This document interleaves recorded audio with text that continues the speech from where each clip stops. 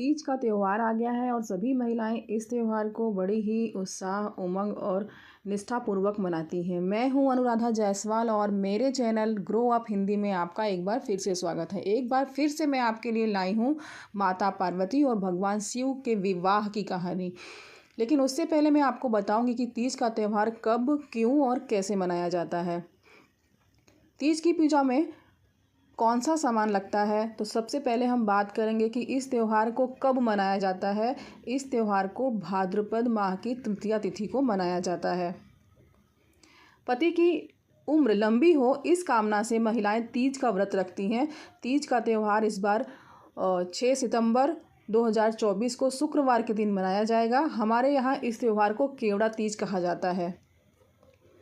कहीं कहीं इसे हरितालिका तीज भी कहते हैं। आप इसे क्या कहते हैं, मुझे कमेंट बॉक्स में लिख करके ज़रूर बताइएगा। तीज के त्यौहार में लगने वाले सामान।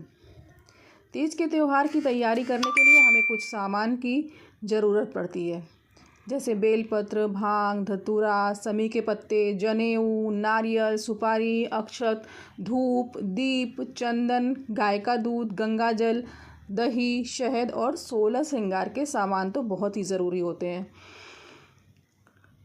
अब मैं आपको सुनाऊंगी तीज की कथा क्या है, तीज के पीछे कहानी क्या है, तीज हम क्यों मनाते हैं, इसके पीछे कारण क्या है। इस व्रत की शुरुआत माता पार्वती से हुई थी। उन्होंने ही भगवान शिव के लिए सबसे पहले व्रत रखा था।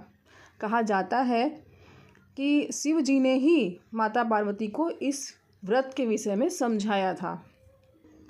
माँ पार्वती ने पुत्री के रूप में महाराजा हिमालय के घर पे जन्म लिया था और बचपन से ही माता पार्वती भगवान शिव को वर के रूप में पाना चाहती थी।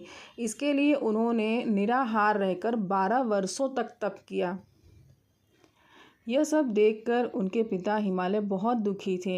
एक बार नारद मुनि राजा हिमालय से बोले कि आपकी पुत्री के कठोर तप से प्रसन्न होकर के भगवान विष्णु उनसे विवाह करना चाहते हैं।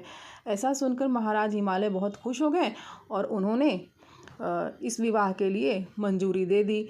दूसरी तरफ नारद मुनि भगवान विष्णु के पास गए और उन्होंने कहा कि महाराज हिमालय अपनी पुत्री पार्वती का विवाह आपके साथ कराना चाहते हैं। भगवान विष्णु ने भी इस प्रस्ताव को स्वीकार कर लिया और हाँ कह दिया। इसके बाद नारद मुनि माता पार्वती के पास गए और उनसे भी कहा कि आपके पिता आपका विवाह भगवान विष्णु के साथ निश्चित कर दिए हैं।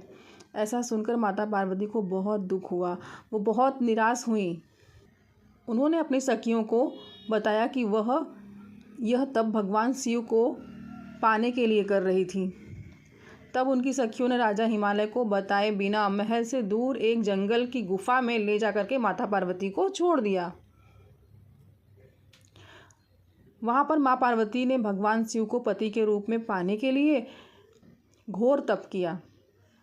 इस तप को करने के लिए उन्होंने रेत से एक शिवलिंग बनाया और जिस समय शिवलिंग की स्थापना की गई, संयोगवश उस समय हस्त नक्षत्र में भाद्रपद तृतीया का दिन था। बस उसी समय से इसी दिन तीज का त्यौहार मनाया जाता है। कहानी आगे भी है। इस दिन माता पार्वती ने निराजल उपास रखते हुए रात्रि में जागरण भी किया था। उनके कठोर तप से भगवान शिव जी प्रसन्न हुए और माता पार्वती की मनोकामना पूरी होने के लिए उन्हें वरदान दिया। अगले दिन माता पार्वती अपनी सखियों के साथ व्रत का पारण किए। सभी पूजा सामग्री को गंगा नदी में प्रवाहित कर दिया। दूसरी तरफ राजा हिमालय बहुत ही ज़्यादा परेशान थे। एक तरफ भगवान विष्णु के साथ उन्होंने अपनी पुत्री का विवाह करने का वचन दे दिया था और दूसरी तरफ माता पार्वती महल से गायब थी। एक दिन महाराज हिमालय माता को ढूंढते हुए उसी जगह पहुंच गए जहां माता पार्वती तप कर रही थी। इसके बाद माता पार्वती ने अपने पिता हिमालय को महल छोड़ने का कारण बताया और उन्होंने बताया कि वह भगवान शिव से विवाह करना चाहती हैं। उन्होंने अपने पिता को यह भी बताया कि शिव उनकी तपस्या से प्रसन्न हो गए हैं और वह उनकी इच्छा पूरी हो जाने का वरदान भी दे दिए हैं।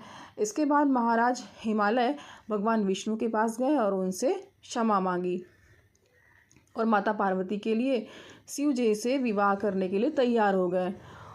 और फिर माता पार्वती और भगवान शिव जी का विवाह बड़े ही धूमधाम से और विधि विधान पूर्वक करवाया।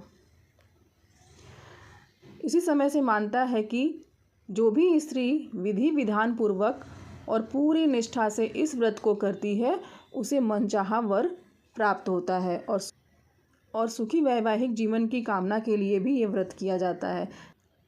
कहानियाँ पसंद आए तो लाइक, शेयर और सब्सक्राइब ज़रूर कीजिएगा।